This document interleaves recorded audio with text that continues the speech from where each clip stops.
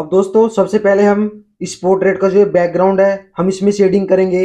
और दोस्तों इसमें शेडिंग करने के लिए मैं आपको कुछ ऐसी टिप्स बताऊंगा जिसकी हेल्प से आप अपने किसी भी पोर्ट्रेट का जो बैकग्राउंड होता है उसमें इजीली शेडिंग कर पाओगे। क्योंकि दोस्तों बिगिनर्स को काफ़ी ज़्यादा प्रॉब्लम्स होती है जो बैकग्राउंड होता है उसमें शेडिंग करने में।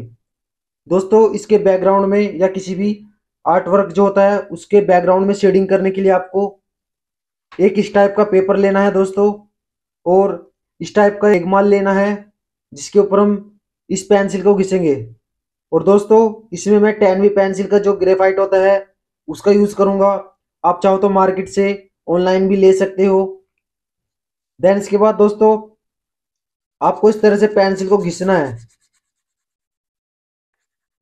और आपको इस तरह से ये जो मैं पाउडर बना रहा हूं दोस्तों इस तरह से आपको पाउडर बना लेना है।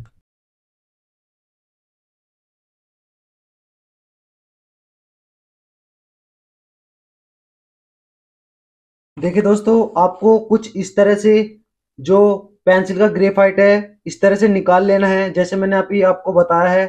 अब दोस्तों बैकग्राउंड में शेडिंग करने के लिए हमें कोई भी कॉटन लेना है इस तरह से। और दोस्तों हमें इस कॉटन को इस तरह से फैलाना है, इस तरह से फैला लेना है दोस्तों।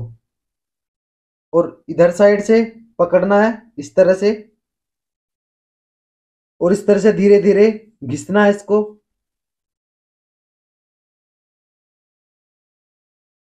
इस तरह से फ्रेंड इस कॉटन को आपको दोस्तों इस तरह से पकड़ना है। और इस तरह से पकड़ने के बाद आपको इस कॉटन को इस तरह से राउंड राउंड मूव करना है। जब दोस्तों आप इस तरह से बैकग्राउंड में शेडिंग करोगे तो आप बहुत ही इजीली बैकग्राउंड में स्टेप बाय स्टेप शेडिंग कर पाओगे। दोस्तों मैं भी इस टेक्निक्स का यूज करता हूँ, आप भी इस टेक्निक्स की हेल्प से बहुत ही ज़्यादा अच्छे से बैकग्राउंड में शेडिंग कर सकते हो।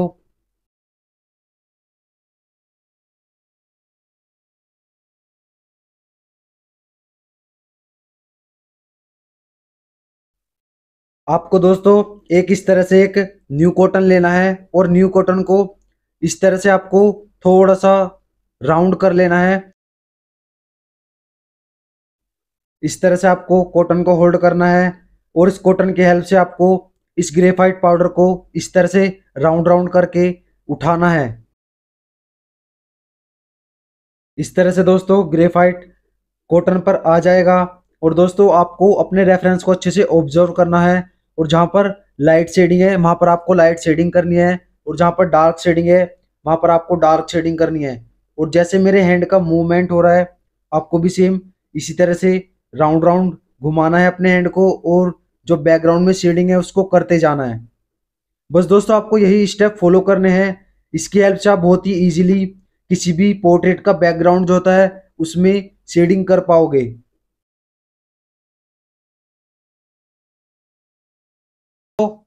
और दोस्तों जैसे मैं इसमें शेडिंग कर रहा हूं इस तरह से आपको करनी है।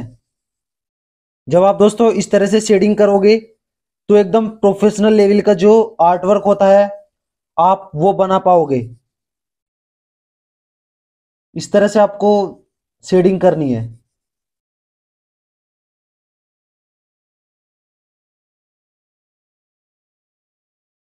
जब आप इस तरह से इसमें शेडिंग करोगे दोस्तों तो आप बहुत ही अच्छे से इसमें शेडिंग भी कर पाओगे और बहुत ही अच्छा आर्ट वर्क बना पाओगे। क्योंकि दोस्तों कोई भी पोर्ट्रेट हो उसमें बैकग्राउंड बहुत ही ज्यादा मैटर करता है कि आपने बैकग्राउंड कैसा बनाया है।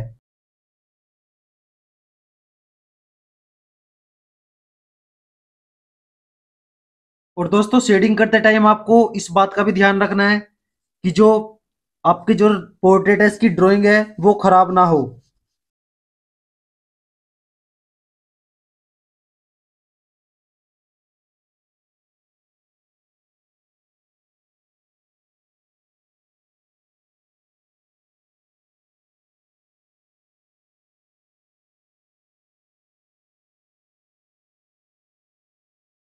दोस्तों ये काफी ज्यादा इजी टेक्निक्स है बैकग्राउंड में शेडिंग करने के लिए।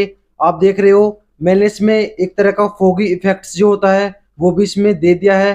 आप भी इसी तरह से किसी पोर्ट्रेट में फोगी इफेक्ट्स भी दे सकते हो।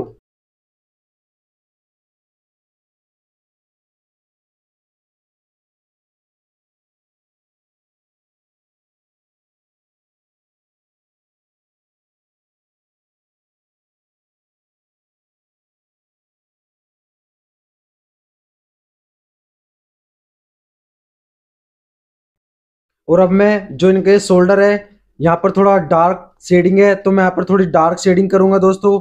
जिस तरह से मैं इसमें शेडिंग कर रहा हूँ, आप भी इसी तरह से अपने पोर्ट्रेट में धीरे धीरे डार्क शेडिंग बढ़ा सकते हो, जिसकी वजह से आपका जो पोर्ट्रेट है वो बहुत ही ज़्यादा अट्रैक्टिव लगता है और रियलिस्टिक लगता है।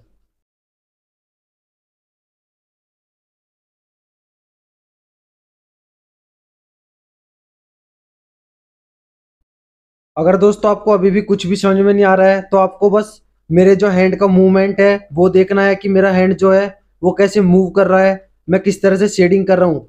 आप बस इस चीज़ को ऑब्जर्व कीजिए। जब आप इस चीज़ को ऑब्जर्व करोगे तो आप भी इजीली बैकग्राउंड में या किसी भी पोर्ट्रेट में शेडिंग कर पाओगे।